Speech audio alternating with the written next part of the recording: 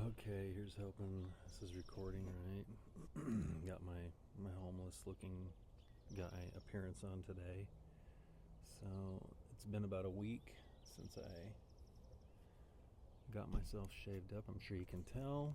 I look officially homeless, close as you can get.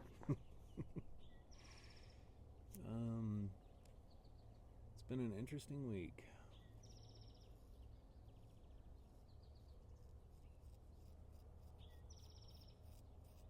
I woke up in the middle of the night, Monday into Tuesday, and had the weirdest, not weird, it was like this really dramatic, like a download from like about 11:45 on Monday night till about 12:20 on Tuesday morning, or 12:30 Tuesday morning. I'm just laying there and I'm hearing, like, in my head, all these things about, sorry, I gotta turn this around, it's gonna really agitate me. How about now? Can you hear me better? So I had all these things going on about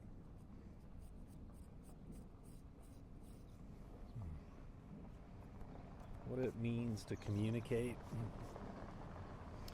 and how important communication actually is.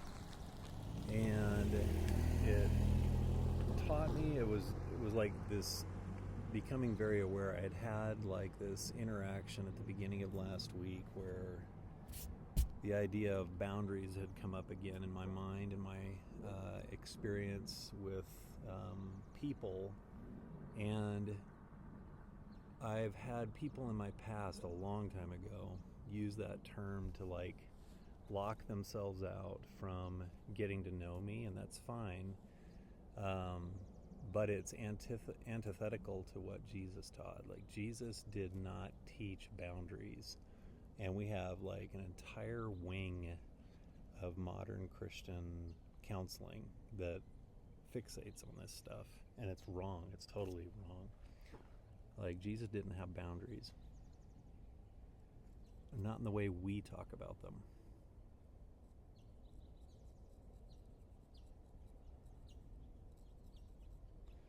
And I think that's kind of been the thing for me as I've been going through this deconstruction, reconstruction process of my faith ever since I was 20 and left Bible college.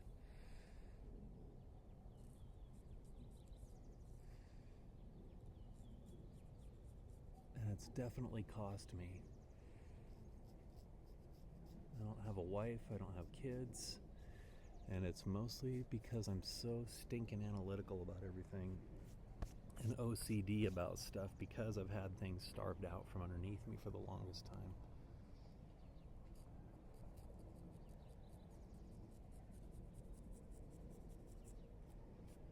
So, I don't know. But it's been a process of learning what I need to keep in, what I need to keep out as far as teachings. But anyway, going back to the boundaries thing. So I had this download, and it was talking about communication in my mind and my heart. It was talking about how important it is that our spirit, our intangible part of us, is constantly communicating with everything around us. Jesus taught that we could talk to the trees, that the rocks would cry out, that we could speak to a mountain. And a lot of Christians think that was just metaphor, but it's like real. Like, Jesus meant what he was saying. And a little 5-year-old kid is not going to read that and think metaphor. A 5-year-old child is going to read that and go, oh, like, I can tell things to do things. And that's what we're supposed to arrive at. That's the conclusion you're supposed to come to from all that stuff. So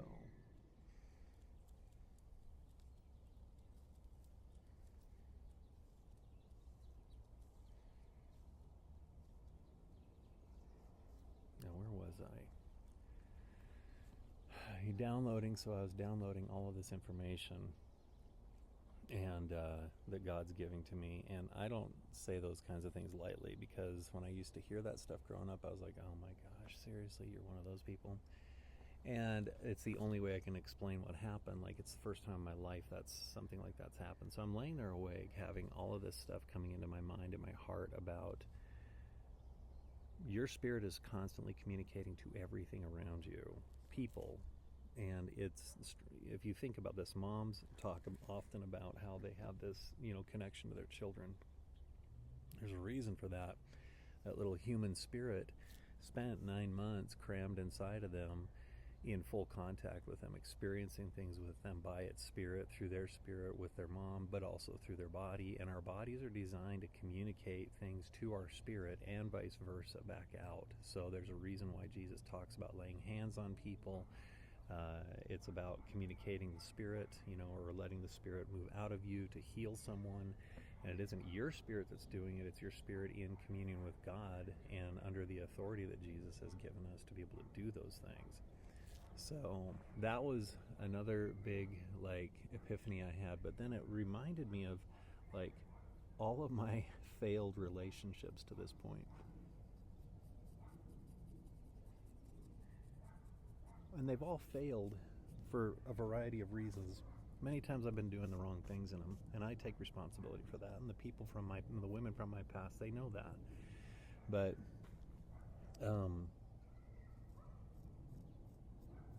our culture, America culture, Christian churchianity culture, has gotten so comfortable with excusing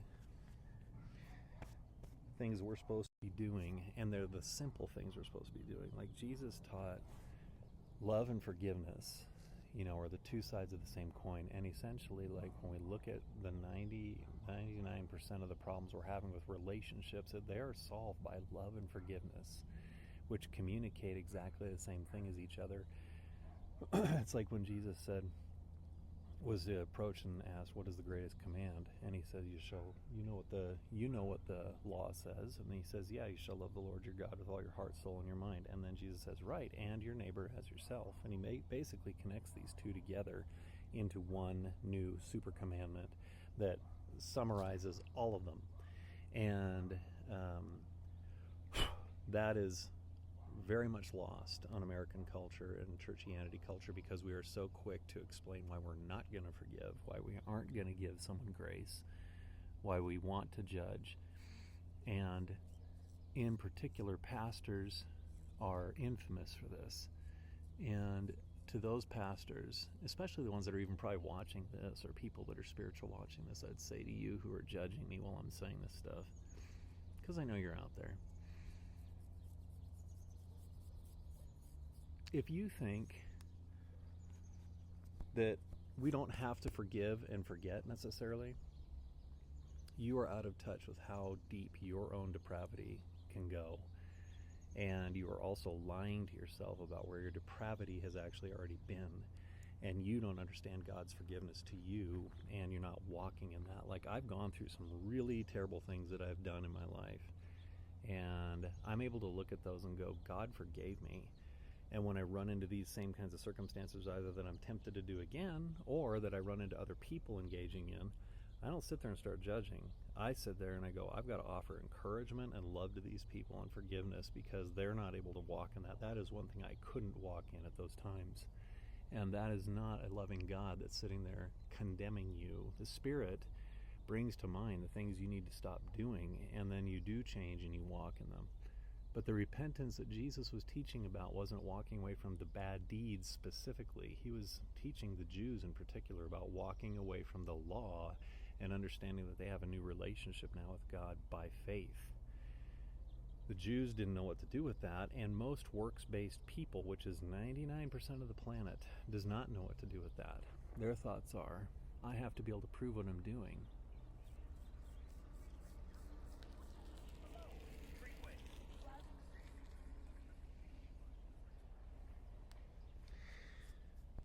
Even at 6:30, people are all over the place.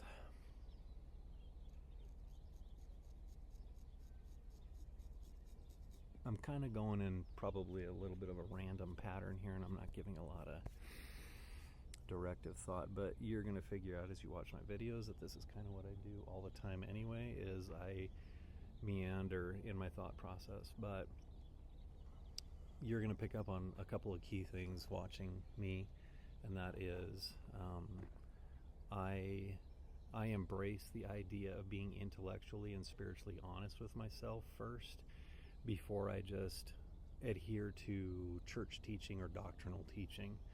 I have to understand why we're believing what or teaching what we're teaching, and then force believing what we're believing, or make believing what we're believing.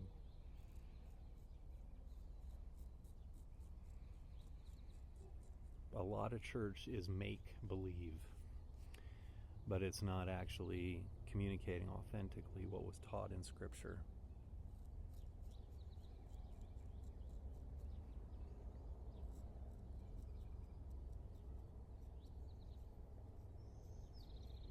There's a lot of fear right now going on in the church because of people like me doing what they call deconstructionism, and that's not what I'm doing. It's called being intellectually honest and knowing that my God is bigger than the box I've confined him to.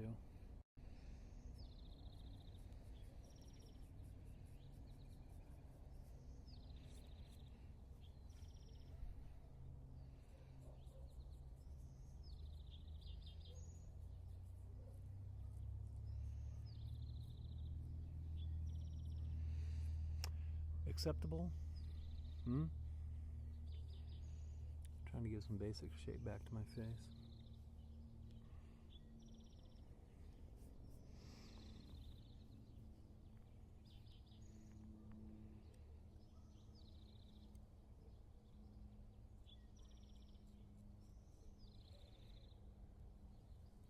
Yeah, that's the one.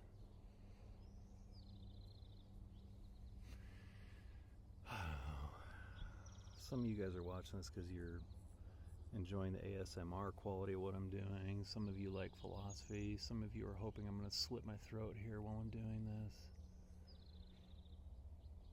Sickos.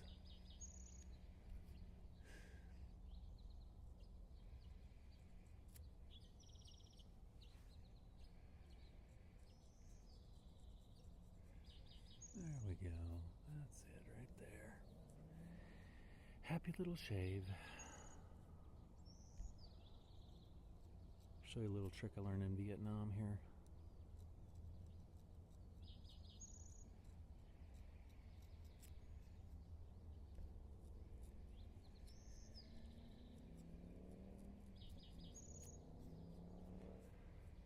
There we go.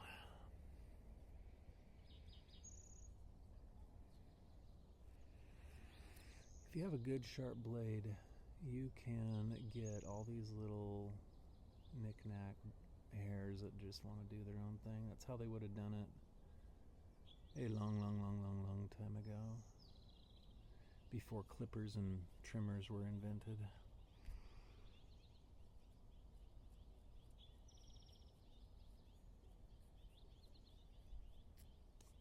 Okay, good enough.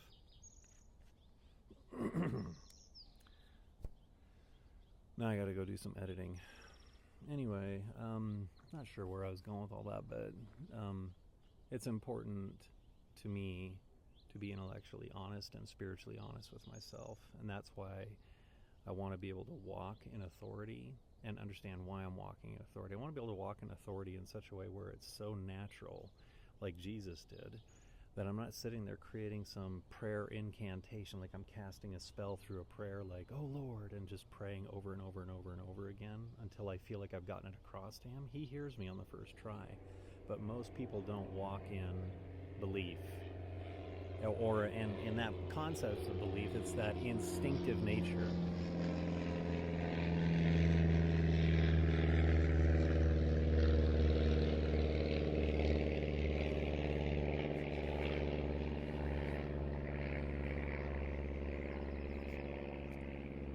Here's your ASMR for airplanes.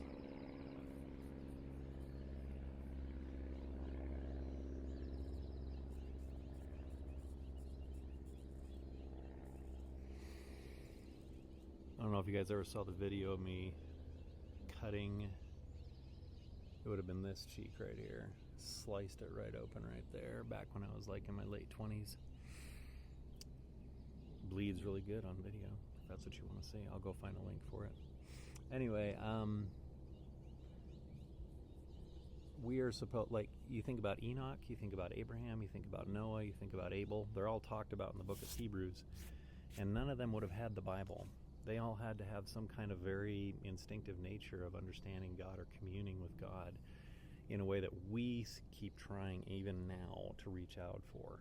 But they understood it, and Enoch understood it so well that he was not because of that. It was like God was saying, I like where we're going with this, so why don't you come go and spend time with me? And now he's wherever he might be, but he has, according to tradition, we believe he's still, in his corporal body someplace waiting for the second coming, but whatever that might be. But even so, he walked in power and authority that we do not understand, and this is before the flood.